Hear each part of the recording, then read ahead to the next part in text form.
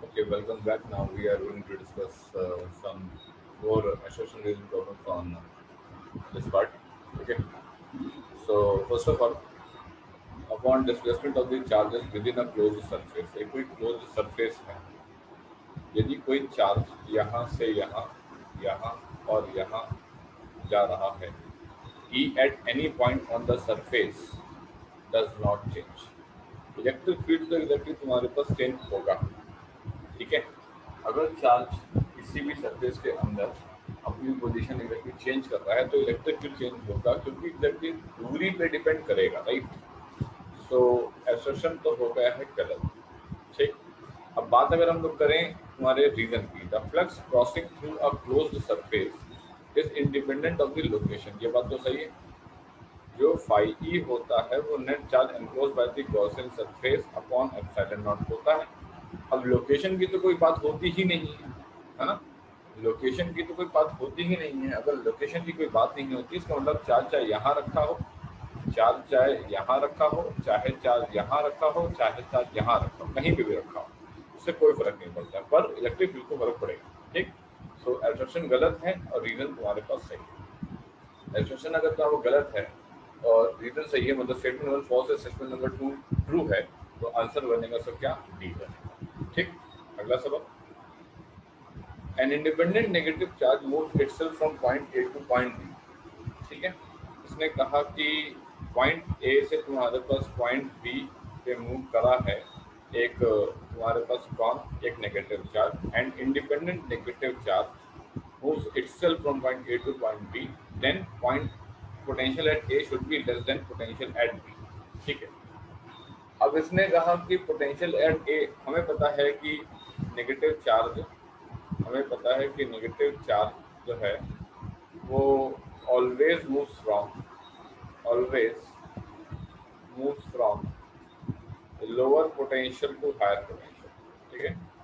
Lower potential से हमेशा ही तुम्हारे पास जो है हायर पोटेंशियल की तरफ मूव करता है। इसने कहा उस हिसाब से देखा जाए तो एसर्शन तो अपना करेक्ट है, ठीक है। एसर्शन तो अपना क्या है, करेक्ट है। Now while moving from A to B kinetic energy of the electron will increase. इसने कहा अच्छा, इसने कहा कि देखो, अगर हम ए टू बी की बात करें तो मैं लिखूंगा U F minus U I is equals to Q into V F minus V I, okay.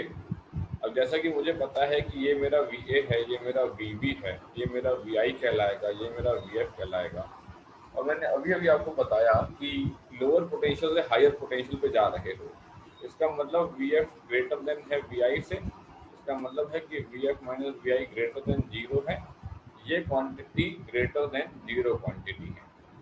इस पे क्या है, ये एक नेगेटिव चार्ज है, तो ये क्वांटिटी एक लेस देन जीरो क्वांटिटी है, तो ये दोनों आपस में मल्टीप्लाई होंगे तो एक लेस देन जीरो क्वांटिटी आ जाएगी, ठीक है।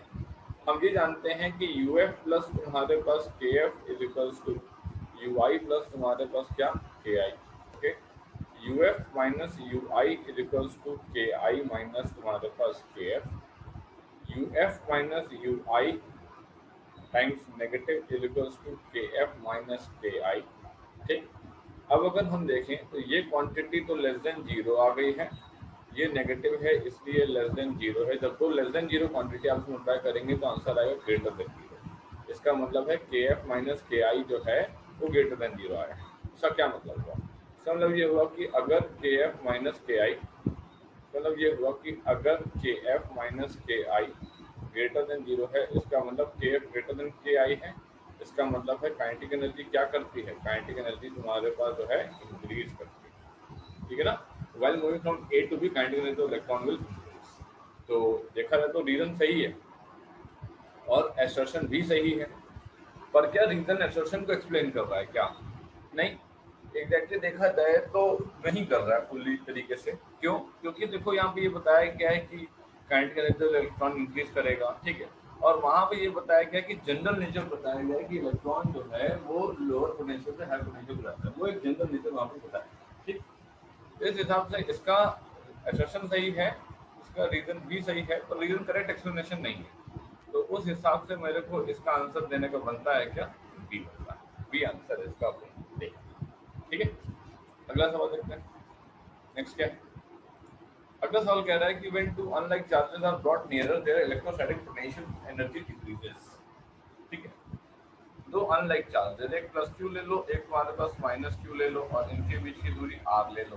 ठीक, यू का फॉर्मूला हो गया है कि के Q one Q two upon तुम्हारे पास आर, वो भी नेगेटिव है। अगर आर को बढ़ाओगे, ठीक है, तो यू का मैग्नीट्यूड तो बढ़ेगा पर उसकी नेगेटिविटी ज्यादा बढ़ती चली जाएगी। बात समझ रहे हो? अगर आर को बढ़ाओगे, ठीक है, आर को घटाओगे, मतलब आर को अगर घटाओगे तो यू का तुम्हारे पास क्या बढ़ेगा, मैग्नीट्यूड तो बढ़ेगा, वैल्यू तो बढ़ेगी, पर नेगेटिव पे वो वैल्यू बढ़ती चली जाएगी, है ना। तो हम क्या कहेंगे अल्टीमेटली कि आर इलेक्ट्रिक घटा तो यू घटा। ठीक है, हम कहेंगे आर घटा तो यू घटा। इसने कहा कि जब दो अनलाइक चार्जेस को नजदीक लाते हैं, मतलब आर को कम करते हैं, इनके बीच की दूरी कम करते हैं, इनका इलेक्ट्रोस्टैटिक पोटेंशियल डिक्रीज करता है। इन्होंने कहा हाँ, ठीक। फिर उन्होंने कहा all conservative forces act in the direction of the decreasing potential energy. F is equal to minus of du upon तुम्हारे पास dr, ये एक्सप्रेशन होता है जो कि फोर्स और पोटेंशियल एनर्जी को रिलेट कर रहा होता है। ठीक है, अगर तुम्हारे पास देखा जाए तो पोटेंशियल एनर्जी अगर डिक्रीज कर रही है तो कंजर्वेटिव एक्ट करेगी, बिल्कुल कंजर्वेटिव फोर्सेस उसी डायरेक्शन में एक्ट करते हैं जिस डायरेक्शन में पोटेंशियल एनर्जी डिक्रीज कर रही होती है। ठीक, तो इसका आंसर ए भी हो सकता है और बी भी हो सकता है। तो अगर आपको लगे कि हाँ एप्रोप्रिएटली करेक्ट है तो आप आंसर ए दे देना। ठीक है, मतलब एसर्शन भी सही है, रीजन भी सही है, रीजन करेक्ट एक्सप्लेनेशन है एसर्शन का। ठीक, और देखते हैं। इन्होंने कहा 19 क्वेश्चन के लिए, and at a point electric potential is decreasing at the rate of this। तो इसमें कहा कि dV upon plus dx is given as minus of the 10 volt per meter। ठीक, x component of the electric field at this point should be given 10 volt per meter along x axis। इसने क्या बोला, इसने कहा कि देखो हम जानते हैं कि जब E वेक्टर होता है तो वो होता है Ex I कैप, ठीक है, Ey j कैप और Ez वापस k cap, right. So Ex होता है कितना, minus of del v by del x, ओके। Ey होता है तुम्हारे पास minus of del v by del y, और Ez होता है तुम्हारे पास डेल v बाय तुम्हारे पास डेल z, वो भी नेगेटिव। ठीक, जो डेल वाला पार्ट है जो कि हमने यहाँ पे लिखा है वो पार्शियल डिफरेंशिएशन का हिस्सा है। ठीक है, अब क्योंकि यहाँ पे कोई और है नहीं, तुम्हारे पास y और z का कोई खेल नहीं, इसलिए हम dy by dx और del by dx थोड़ी देर के लिए ट्रीट कर ले रहे हैं। इसने कहा कि यार Ex is equal to minus of the minus 10, ये हो जाएगा ना प्लस 10 वोल्ट पर मीटर। ठीक है, ये तुम्हारे पास वैल्यू आ गई। अब इसने कहा कि magnitude of the Ex minus के बराबर, तो इसने कहा हाँ मैग्नीट्यूड की अगर बात करें, अगर मैग्नीट्यूड की बात करें तो हम लिख सकते हैं तुम्हारे पास क्या, del v upon del x, sign negative चला जाएगा। ठीक, तो रीजन तो सही है, क्वेश्चन भी सही है, कहीं ना कहीं रीजन का कुछ पार्ट एसर्शन में इस्तेमाल हुआ है, तो भी कहने से कि एसर्शन तो सही है, रीजन भी सही है, रीजन करेक्ट एक्सप्लेनेशन भी है, इसलिए आंसर इसका हम लोग देना चाहेंगे क्या, ए। देखिए ए और बी में हो सकता है कि बुक्स अलग अलग विचार रखें अपने, ठीक है, टीचर्स भी अपने अपने अलग अलग विचार रखें, तो आप जो आपको मोर अप्रोप्रिएट लगे आप वो आंसर दीजिएगा, कोई वो नहीं। ठीक है, अगला सवाल, अगला सवाल इसने क्या बोला, इसने कहा कि electric potential on the surface of a charged sphere, electric potential on the surface of क्या, charged sphere of radius r is v, right. इसने कहा ठीक है, तो हमने कहा कि ये तो तुम्हारे पास स्फीयर का क्वेश्चन है पूरा का पूरा, ठीक है, charges uniformly distributed over the volume का क्वेश्चन है। ठीक, हमको पता है कि E आउटसाइड का फॉर्मूला क्या होता है, ये हो जाता है तुम्हारे पास E आउटसाइड का फॉर्मूला कितना हो जाता है, ये हो जाता है तुम्हारे पास के क्यू बाय तुम्हारे पास आर स्क्वायर। ई सरफेस का फॉर्मूला क्या हो जाता है तुम्हारे पास, हो जाता है के क्यू बाय तुम्हारे पास आर स्क्वायर। ई इनसाइड का फॉर्मूला क्या हो जाता है, ये हो जाता है के क्यू आर अपॉन तुम्हारे पास कितना, आर क्यू। ठीक है, अगर हम V के सरफेस का फॉर्मूला पूछेंगे तो क्या आएगा, ये आएगा के वापस क्यू अपॉन तुम्हारे पास कितना, आर। अब इसने कहा at a distance of r by 2 चाहिए, तो हमने कहा ठीक है भाई, at r is equal to तुम्हारे पास r by 2 चाहिए, तो E निकाला हमने, तो ये आ गया के क्यू वापस कितना, ये हो गया r by 2 और ये हो गया कितना, r क्यू। ये कितना हो गया, के क्यू अपॉन तुम्हारे पास 2r। ठीक है, के क्यू अपॉन r है कितना, ठीक है, के क्यू अपॉन आर स्क्वायर हो गया, ये तो ये कितना हो गया 1/2r। ठीक है, 1/2r, और ये हो गया k q अपॉन तुम्हारे पास r। ये है कौन? ये तो v है, तो ये हो गया v अपॉन कितना 2r। ठीक है, तो at r is equal to r/2। इसका मतलब है कि कहीं यहाँ पे इतनी दूरी पे, ठीक है, कहीं इस पर्टिकुलर दूरी पे r is equal to r/2 दूरी पे जो इलेक्ट्रिक फील्ड आएगी वो v अपॉन 2r से रिप्रेजेंट की जा सकती है। बात तो ये बिल्कुल सही है, ठीक है, बात तो ये बिल्कुल सही है, इसमें कोई दिक्कत नहीं।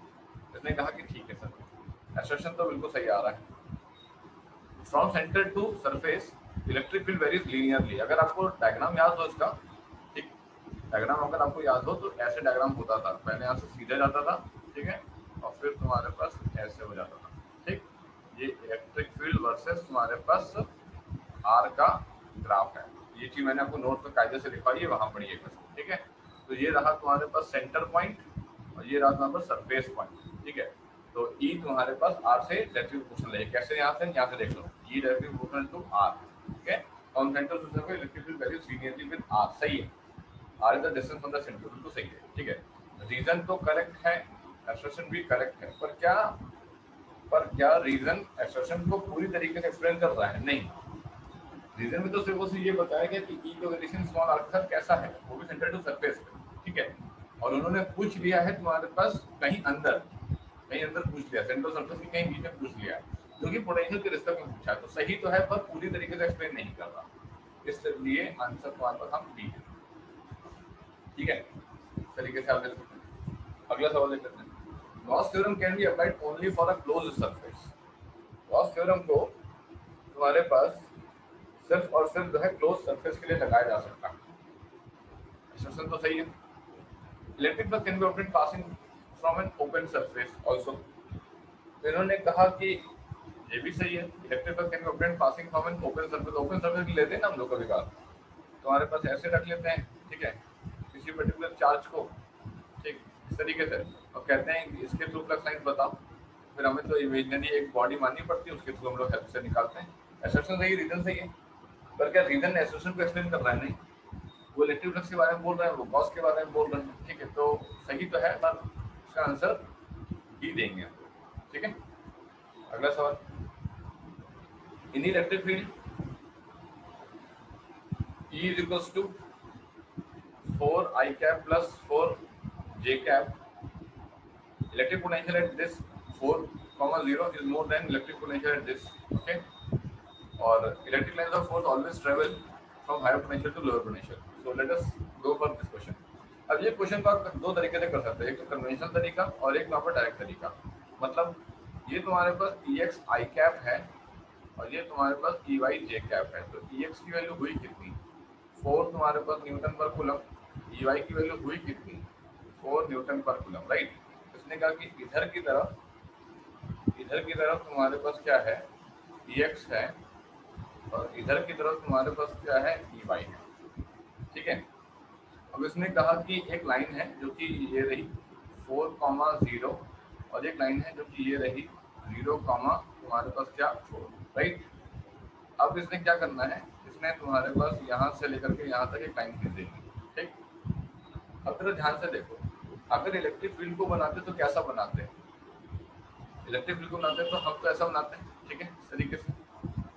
क्यों? क्योंकि अगर हम यहाँ पे निकालें तो हम लोग क्या बोलते हैं? EX को बोल देते हैं तुम्हारे पास E cos थीटा, ठीक है, और EY को बोल देते हैं हम तुम्हारे पास कितना? E sin theta.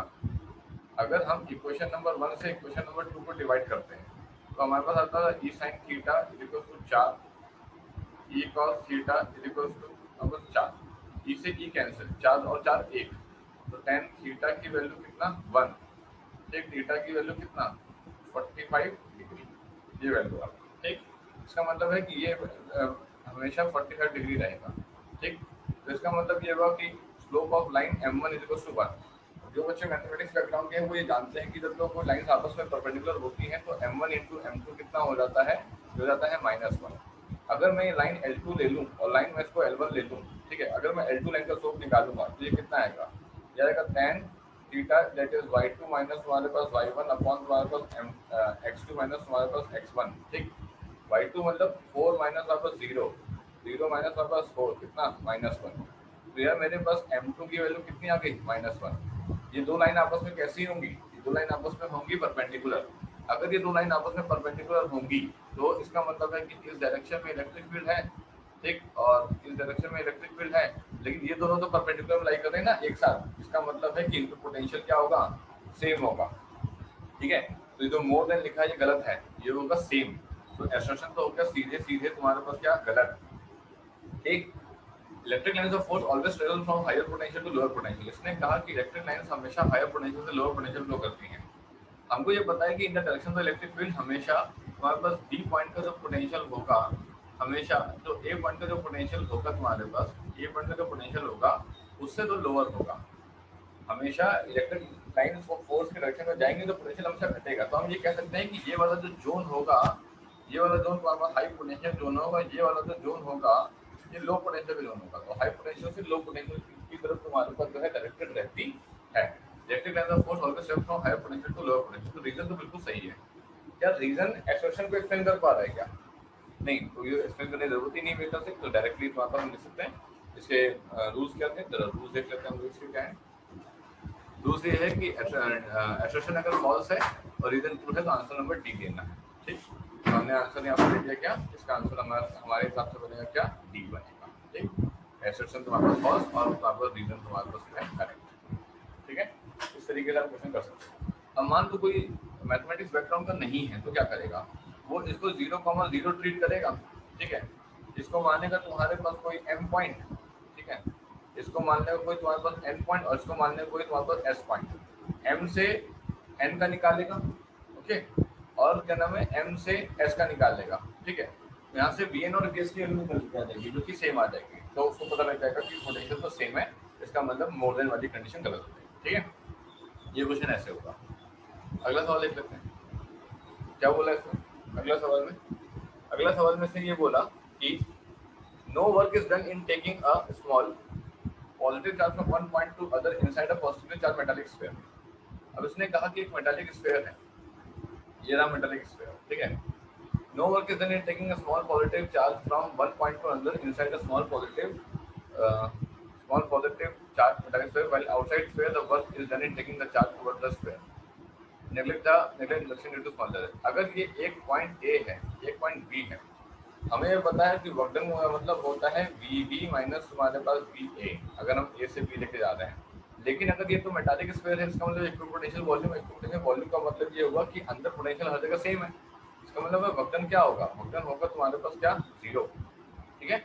Work done is taking small positive charge from one point to other inside a positive charge body, inside a positive charge metallic sphere while outside the then is taking no work is done। हाँ, तो work done बस zero है, तो बिल्कुल सही बात है, ठीक है, ये तो बिल्कुल सही है। और बाहर से तुम्हारे पास पोटेंशियल होगा तब तो करना पड़ेगा। Inside the sphere electric potential same है, हाँ सही है, आउटसाइड ये डिफरेंट है, बिल्कुल सही बात है। इसका ना रीजन पूरी तरीके से असम्पशन को एक्सप्लेन कर रहा है। इसका मतलब इसका आंसर बनेगा हमारे साथ हिसाब से क्या, ए, ठीक। अगला सवाल, एक स्मॉल इलेक्ट्रिक डाइपोल है, ठीक है। इसने कहा कि एक small electric, now we have this particular diagram. A small electric dipole is moved translationally from higher potential. Okay.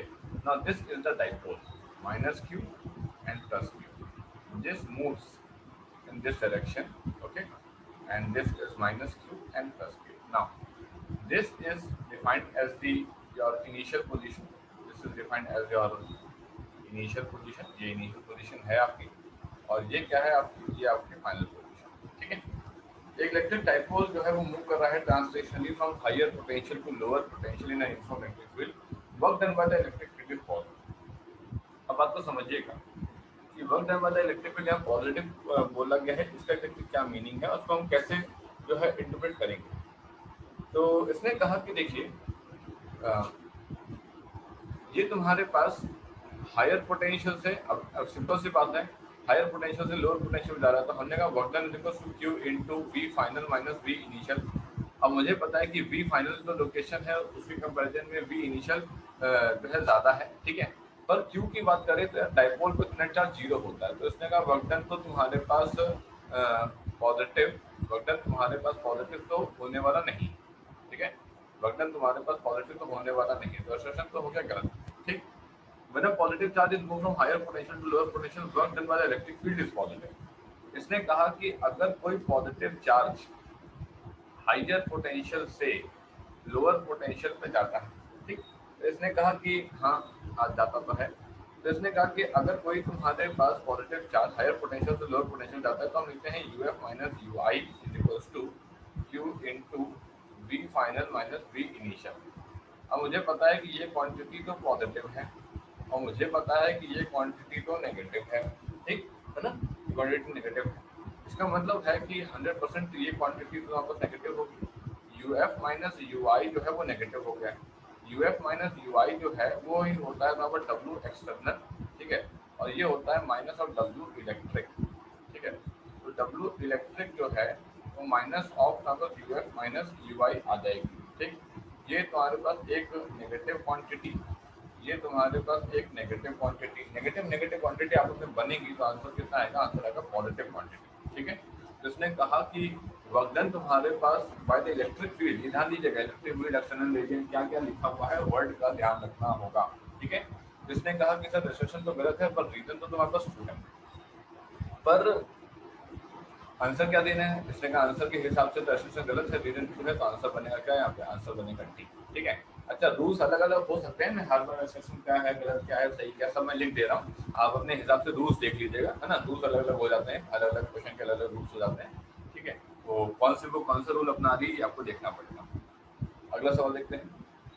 अगला सवाल क्या है, अगला सवाल हमसे पूछा गया है यहाँ पे कि in case of a charged spherical shell, ठीक है, एक कोई हमारे पास चार्ज स्फेरिकल शेल है, ठीक है, एक कोई हमारे चार्ज स्फेरिकल शेल है, ईआर ग्राफ एक डिसकंटीन्यूअस है, वीआर ग्राफ एक कंटीन्यूअस है। यार ये तो सिंपल सा है, इसमें तो कुछ है ही नहीं खतरनाक। ये तुम्हारे पास ग्राफ है, अगर आप ईआर ग्राफ की बात करें, ईआर ग्राफ आपका ऐसे बनता है, यहाँ से लेकर के यहाँ तक जाता है, फिर यहाँ से लेकर के यहाँ तक जाता है। तो ये जो पार्ट है ये डिसकंटिन्यूटी पार्ट है, ये क्या पार्ट है, जितना पर डिसकंटिन्यूटी है, यहाँ पे डिसकंटिन्यूअस हो जाता है, ठीक है, जितना पर ई और जितना पर आर, ठीक, और यहाँ पे हम लोग ऐसे डॉटेड दिखाते हैं। अगर हम लोग वीआर ग्राफ की बात करें, अगर हम लोग वीआर ग्राफ की बात करें तो वो वीआर ग्राफ ऐसे जाता है, ठीक है, और फिर ऐसे हो जाता है, तो ये कंटिन्यूअस रहता है, कहीं भी टूटता नहीं है, ठीक है। वीआर ग्राफ जो है कहीं पे भी टूटता नहीं, तो बात ध्यान दीजिएगा। ईआर ग्राफ एक डिसकंटिन्यूअस है, वीआर ग्राफ एक कंटिन्यूअस है, ये बिल्कुल मतलब एसोसिएशन तो बिल्कुल सही है, इसमें तो कोई दिक्कत है नहीं हम लोग को, ठीक। According to Gauss theorem, only the charge inside a closed surface can produce electric field at some point. सही है, ठीक, ये आ गया तुम्हारे पास। तो इसने कहा कि according to Gauss theorem, only the charge inside a closed surface can produce electric field at some point. हाँ सही है, पर क्या ये तो तुम्हारे पास करेक्टली एक्सप्लेन कर पा रहा है, ठीक, पर क्या ये तुम्हारे पास इसको जो है करेक्टली एक्सप्लेन कर पा रहा है। तो इसने कहा कि देखते हैं जरा क्या है, इन्होंने कहा कि रूल क्या है इसका, rule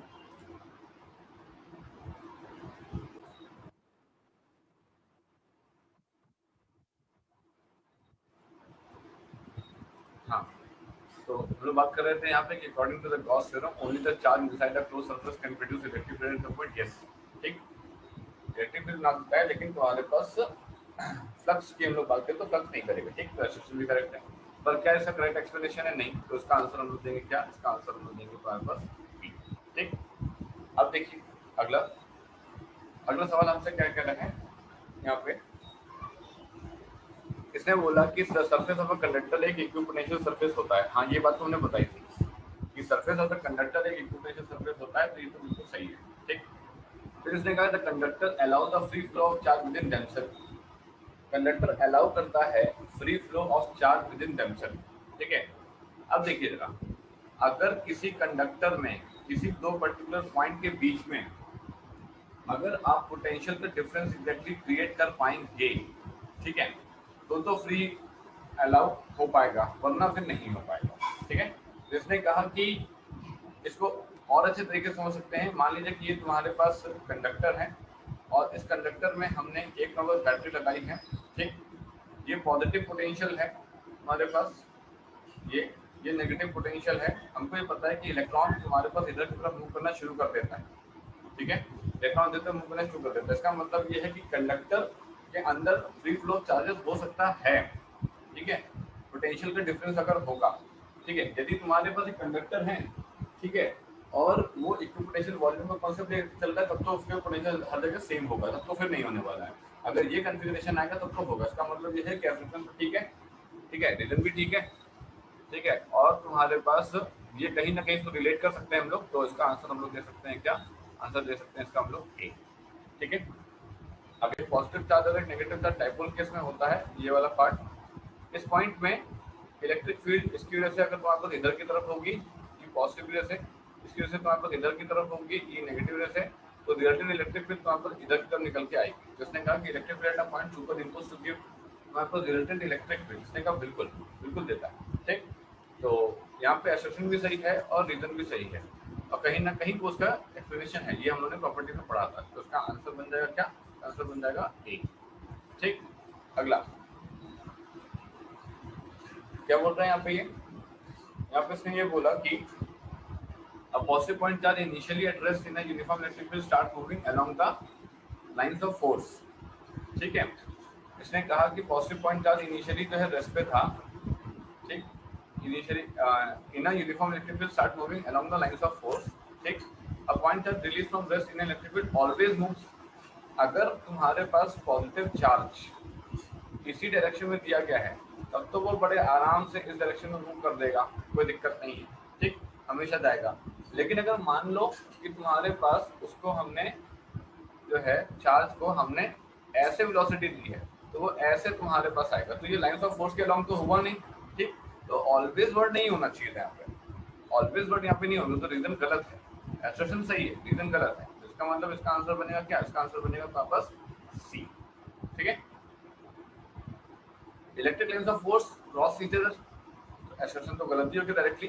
electric field of point super impose, ये तो अभी भी पढ़ा हमने, इसका मतलब इसका आंसर हो जाएगा कितना, इसका आंसर हो जाएगा तुम्हारे पास ई। क्यों, क्योंकि इसका जो रूल है यहाँ पे, आपको रूल दिखा देता हूँ, एसर्शन फॉल्स रीजन तुम्हारे पास ट्रू। ठीक है, तो हमने इस हिसाब से इसका आंसर दिया है, तो एसर्शन फॉल्स है, रीजन ट्रू है, इसलिए इसका आंसर ई दिया है। फिर मैं वही कह रहा हूँ ना, अलग अलग रूल होंगे तो आपको देखना पड़ेगा।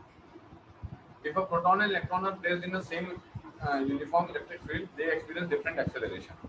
हमको ये पता है कि ये तुम्हारे पास यूनिफॉर्म इलेक्ट्रिक फील्ड अगर है, ठीक है, ये अगर तुम्हारे पास यूनिफॉर्म इलेक्ट्रिक फील्ड है, तो हमने बोला कि प्रोटॉन भी था और इलेक्ट्रॉन भी था। ठीक, प्रोटॉन पे फोर्स लगेगा इधर, इलेक्ट्रॉन पे फोर्स लगेगा तुम्हारे पास इधर, तो F इज इक्वल टू कितना होता है, m into A equal to Q into तुम्हारे पास E। ठीक है, अब इसने क्या बोला, इसने कहा कि जो एक्सेलरेशन है वो q इंटू ई अपॉन तुम्हारे पास m, तो ए पी का देखा जाए तो वो क्यू पी इंटू तुम्हारे पास ई अपॉन तुम्हारे पास एम पी लिखेगा। ए ई का लिखा जाए तो ये ए क्यू इंटू ई, क्यू इंटू ई अपॉन तुम्हारे पास एम ई लिखेगा। ठीक, अब इसने कहा कि दे एक्सपीरियंस डिफरेंट एक्सेलरेशन, एक्सेलरेशन तो सेम नहीं होगा क्योंकि मास सेम नहीं है। ठीक है, प्रोटॉन एंड इलेक्ट्रॉन को अगर सेम इलेक्ट्रिक फील्ड में डाल दोगे तो एक्सेलरेशन तो सेम नहीं होगा, इसका मतलब एसर्शन तो बिल्कुल सही है, इसमें कोई गलत नहीं है। Electric force on a test charge is independent of its mass. हाँ, जो फोर्स तुम्हारे पास है वो तो क्यूई से बात करेगा ना, इलेक्ट्रोस्टैटिक फोर्स, उसको मास से क्या मतलब है, उसको मास से कोई मतलब नहीं है। रीजन भी करेक्ट, पर क्या रीजन तुम्हारे पास एसर्शन को एक्सप्लेन कर रहा है, नहीं, रीजन बता रहा है फोर्स के बारे में, है ना, रीजन बता रहा है क्या कर रहे हैं, फोर्स के बारे में, और एक्सेलरेशन जो है वो बाद में जाकर के मास से बात कर रहा है। ठीक है, जिसने कहा कि सही है एसर्शन भी रीजन भी, पर रीजन सही एक्सप्लेनेशन तो नहीं। ठीक, अगला अगला इसने क्या बोला कि a charged a charged by cannot attract another uncharged body, a charged body cannot, ठीक है, इसने बोला यहाँ पे क्या कि a charged body cannot attract another uncharged body। ठीक है, oppositely charged body, इसने बोला यहाँ पे oppositely charged body attract each other। ठीक है, अब इसको समझना जरा क्या बोल रहा है। इसने अभी ये कहा कि एक charge body can not attract another uncharged body, कर सकती है। मान लो कि ये तुम्हारे पास बॉडी है, ठीक है, ये पॉजिटिवली चार्ज बॉडी है।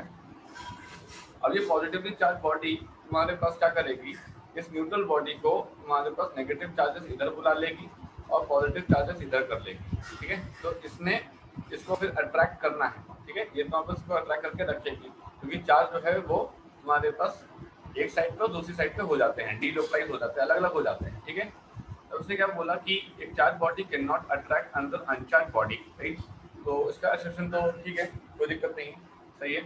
फिर इसने बोला oppositely charge body attract each other, वो तो बिल्कुल सही है, उसमें तो कोई दिक्कत ही नहीं है। तो इसका मतलब रीजन भी सही है, असर्शन भी सही है, पर डायरेक्टली एक्सप्लेन नहीं कर रहा है असर्शन को, तो आंसर दे देंगे बी, ठीक। अगला अगला इसने क्या बोला, एक charge particle is free to move in an electric field, it does not move along the electric line of force, ठीक है। वो तो आपको इलेक्ट्रिक लाइन ऑफ फोर्स में तो मूव नहीं करता, ठीक। उसने कहा कि ठीक है, कोई बात नहीं, it's initial position decides that it will move along the line of force और नॉट। बात समझिएगा जरा। इसने कहा कि अगर हम यहाँ पे इसको देखें,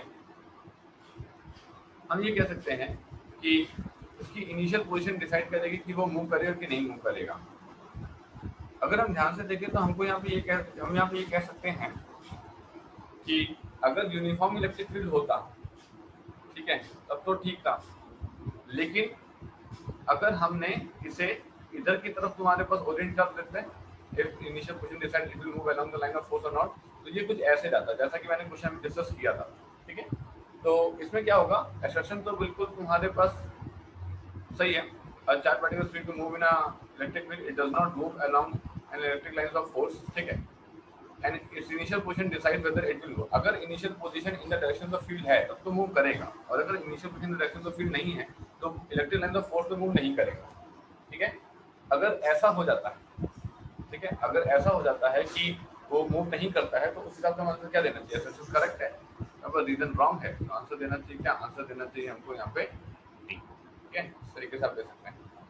अगला सवाल देख लीजिए, अगला क्या बोल रखा है। अगला बोल दिया है हमसे यहाँ पे कि if a point charge is rotated in a circle, अगर पॉइंट चार्ज तुम्हारे पास एक सर्कल पे रोटेट किया गया है, ये कैपिटल क्यू है, ये तुम्हारे पास स्मॉल क्यू है, ठीक है, इसको माइनस मान लेते हैं, ठीक है, और ये इसको अट्रैक्ट कर रहा है और ये सेंट्रीफ्यूगल फोर्स दे रखा है, ठीक है, ये तुम्हारे पास ई इलेक्ट्रिक फील्ड इधर, ठीक। अब इसने क्या बोला कि if a point charge is rotated in a circle around another charge at the centre of the circle, work done by the electric field will be zero. ये इसने कहा कि ये टेंजेंशियल जो है ये डिस्प्लेसमेंट को इंडिकेट करेगा, इनके बीच में हमेशा 90 डिग्री रहेगा, तो वर्क डन तुम्हारे पास देखा जाए, ठीक है, तो वो तुम्हारे पास जीरो रहेगा, इलेक्ट्रिक फील्ड वेक्टर और डिस्प्लेसमेंट वेक्टर हमेशा 90 डिग्री बनाएगा, तो वेक्टर तो जीरो रहेगा, ठीक। ये तो सही है, असर्शन तो बिल्कुल सही है, ठीक। फिर इसने क्या बोला कि work done is equal to dot product of force and displacement, हाँ बिल्कुल सही, रीजन भी सही है, तो इसका मतलब आंसर से क्या बनेगा, आंसर बनेगा इसका, ठीक है। अगला सवाल देख लीजिए। When a neutral body acquires positive charge, जब कोई न्यूट्रल बॉडी तुम्हारे पास पॉजिटिवली चार्ज बॉडी बनती है, इट्स मास डिक्रीजेस, ये तो मैंने बताया था, इसका मास घटता है, ठीक है, असर्शन तो सही है। A body acquires positive when it loses electron, reason भी सही है, इसका मतलब इसका आंसर क्या बनेगा, इसका आंसर बनेगा क्या, ए, ठीक। अगला सवाल हमसे दे रखा है, टू सिमिलरली चार्ज बॉडीज में अट्रैक्ट ईच अदर, दो सिमिलरली चार्ज बॉडीज जो है वो आपस में अट्रैक्ट कर सकती हैं, हाँ कर सकती हैं, कैसे कर सकती हैं। इसने कहा कि अगर बड़ी बॉडी होंगी, ठीक है, अगर बड़ी बॉडी होगी तो तुम्हारे पास इंडक्शन फिनोमिना होगा, अगर बिग बॉडीज होंगी तो तुम्हारे पास क्या होगा, इंडक्शन प्रोसेस हो सकता है, इंडक्शन प्रोसेस से तुम्हारे पास सिमिलर नेचर चार्ज की बॉडीज आपस में जो है अट्रैक्ट कर सकती हैं, ठीक है। When charge on one body is much greater than the charge on another, they are close enough to each other, then the force of attraction between Q and induced charge exceeds the force of repulsion. इसका मतलब ये हुआ कि इस पे कोई Q charge था जिसकी वजह से कुछ तुम्हारे पास रिपल्शन हुआ होगा, है ना, और अट्रैक्शन यहाँ पे हुआ होगा, तो इस वजह से तुम्हारे पास क्या होगा कि जो उसका फोर्स ऑफ अट्रैक्शन होगा क्यू और इंड्यूस चार्ज पे, वो फोर्स ऑफ रिपल्शन से एक्सीड कर जाएगा, तो ये सही है, ठीक है, ये बिल्कुल सही है। लेकिन if they are point charge, अगर वो पॉइंट चार्ज हुए, अगर वो क्या हुए, अगर वो तुम्हारे पॉइंट चार्ज हुए, ठीक है, this phenomena will not occur, this phenomena will not occur, ये तुम्हारे को फिनोमिना नहीं होगा। तो अगर इस क्वेश्चन में पॉइंट चार्ज बोला गया होता तो नहीं हो पाता, पॉइंट चार्ज नहीं बोला गया है तो हो पाया है, ठीक है। उस हिसाब से हम इसका आंसर देंगे क्या, असर्शन भी करेक्ट, रीजन भी करेक्ट, और आंसर देंगे इसका क्या, आंसर दे देंगे इसका ए, ठीक। अगला